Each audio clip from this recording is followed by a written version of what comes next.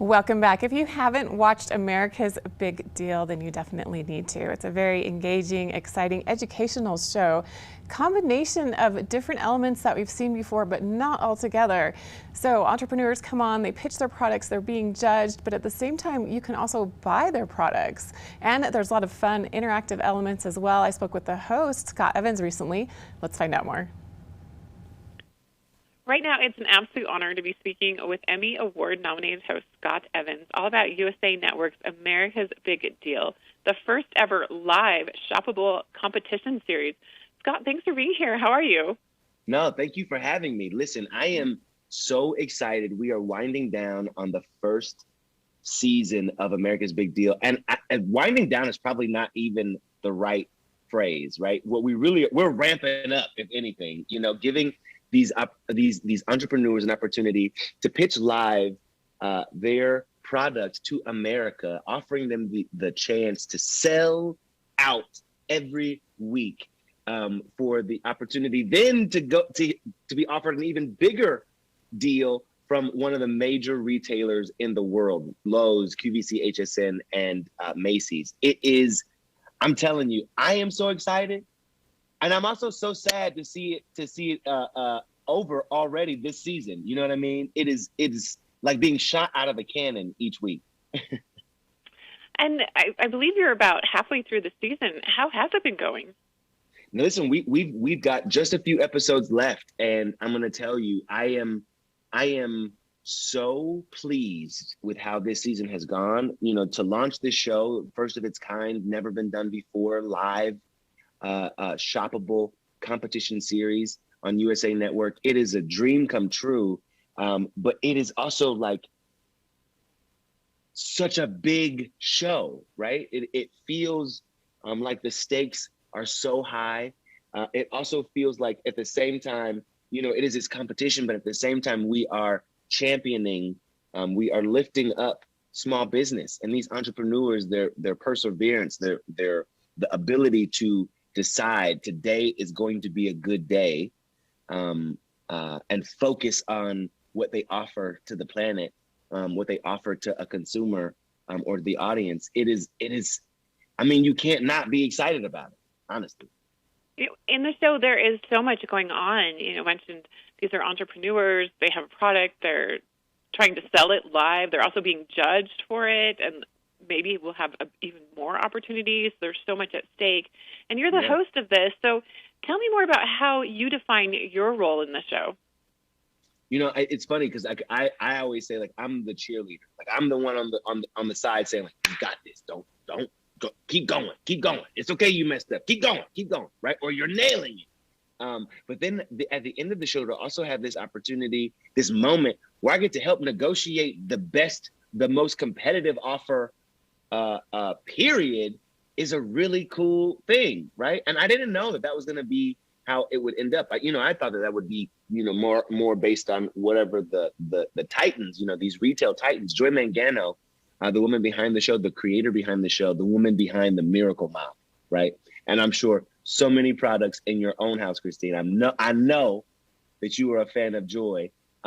When you get an opportunity to work with someone like her, you jump at the chance. You know what I mean? She is a person who means what she says and does what she means. You know what I mean? And she 100% wholeheartedly intended to encourage and put a blast of good energy in small business, and she does it every single week. Oh, it's so true. I'm a huge fan of Joy. And can you tell me anything about some of the individuals that have participated in the show so far? Yeah, so we've had our youngest competitor, our youngest entrepreneur, pitch on the show, 19 years old. It is incredible to see young people who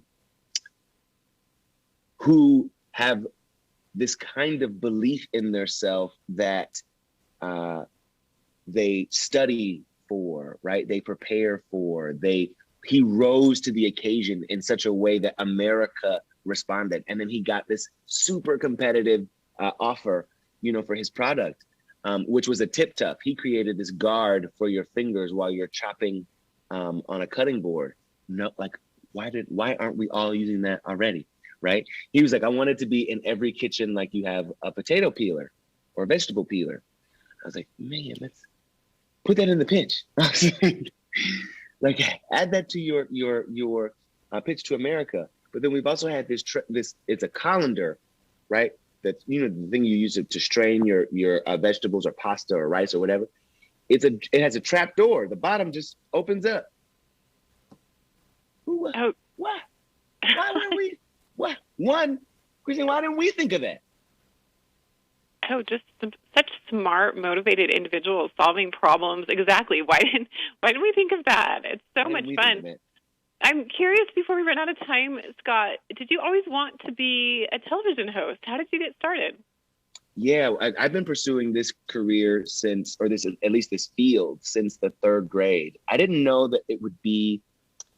I knew that I wanted to work in entertainment, and I knew that I wanted to work on television. I didn't know how, and I was unsure of the road to get there. Like, how would I do it, right?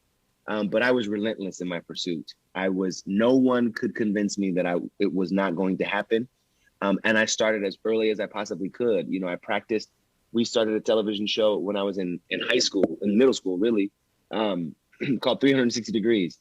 It was a youth directed and produced television show that aired on MTV2 in Indianapolis, Indiana. And that process, that experience showed me that you can absolutely do anything you're willing to work toward. You can absolutely achieve.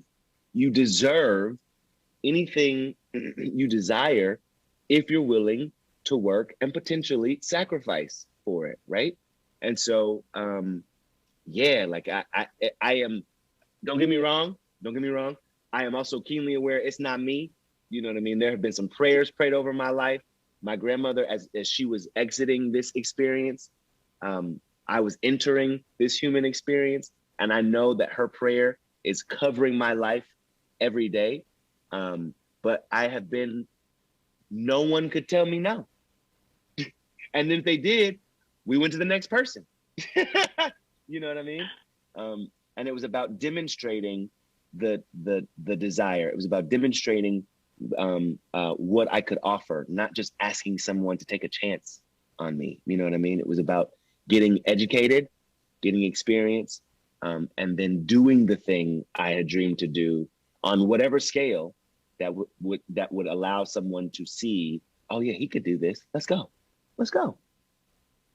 Well, thank you for sharing that with me. A very inspiring story, and you're a very relatable host that brings this natural warmth to everything that you do. So I appreciate Thank you sharing more about your journey. Anything else that we need to know as we get ready to tune into these final episodes of this season of America's Big Deal? Listen, we are live every Thursday. Come join us. If you have not participated, this is an opportunity. It's a call to action.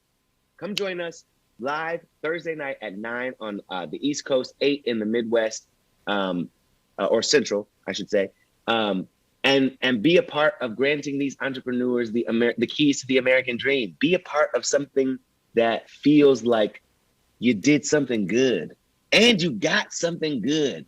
You know what I mean? It doesn't get any easier than that. And if for no other reason, you can knock a couple of those things off your holiday shopping list. You know what I'm saying? Oh, it's a win-win-win. Definitely looking forward to tuning in. America's Big Deal, Thursdays at 9/8 Central on USA Network. Thank you so much, Scott Evans, for joining us today. It's been an absolute pleasure speaking with you, and I appreciate your time. Thanks, Christine. I appreciate you. Thank you so much.